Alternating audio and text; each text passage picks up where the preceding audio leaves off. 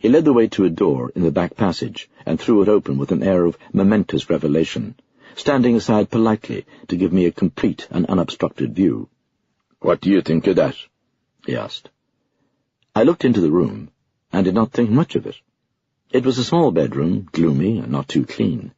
It was in great disorder and filled with a heavy smell. "It's McCrushkin's room," he explained. "I do not see much," I said. The sergeant smiled patiently. "You're not looking in the right quarter," he said. "I have looked everywhere that can be looked," I said.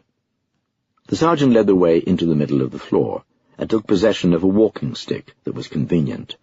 "If I ever want to hide," he remarked, "I will always go upstairs in a tree. People have no gift for looking up. They seldom examine the lofty altitudes." I looked at the ceiling. "There is little to be seen there," I said, "except a blue bottle that looks dead." The sergeant looked up and pointed with his stick. "That is not a blue bottle," he said. "That is Gogarty's outhouse."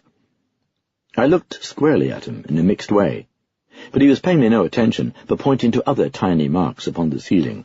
"That," he said, "is Martin Bundle's house, and that is Tiernahan's, and that one there is where the married sister lives, and here we have the lane from Tiernahan's to the main telegraph trunk road."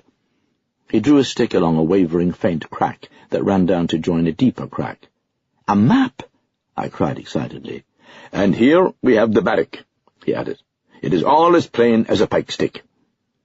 When I looked carefully at the ceiling, I saw that Mr. Mather's house and every road and house I knew were marked there, and nets of lanes and neighbourhoods that I did not know also. It was a map of the parish, complete, reliable, and astonishing. The sergeant looked at me and smiled again. "You will agree," he said, "that it is a fascinating pancake and a conundrum of great incontinence, a phenomenon of the first rarity." "Did you make it yourself?" "I did not, and nobody else manufactured it either. It was always there, and McCrushkin is certain that it was there even before that. The cracks are natural, and so are small cracks." With my cocked eye, I traced the road we came when Gilhaney had found his bicycle at the bush.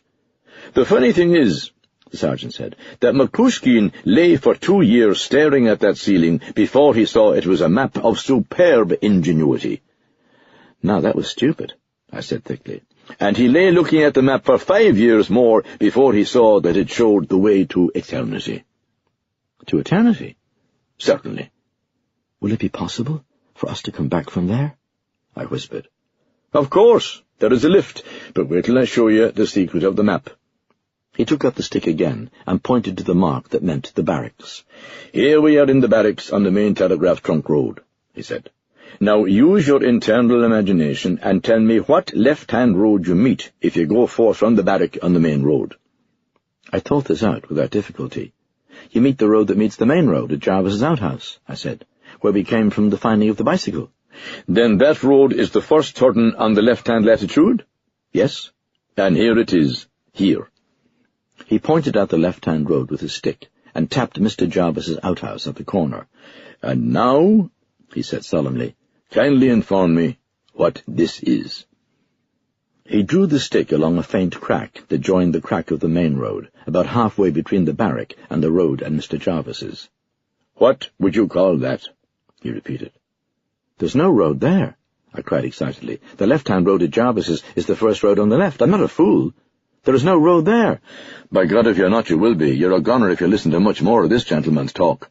But there is a road there," the sergeant said triumphantly, "if you know how to look knowledgeably for it, and a very old road. Come with me till we see the size of it." "Is this the road to eternity?" "It is indeed, but there is no signpost."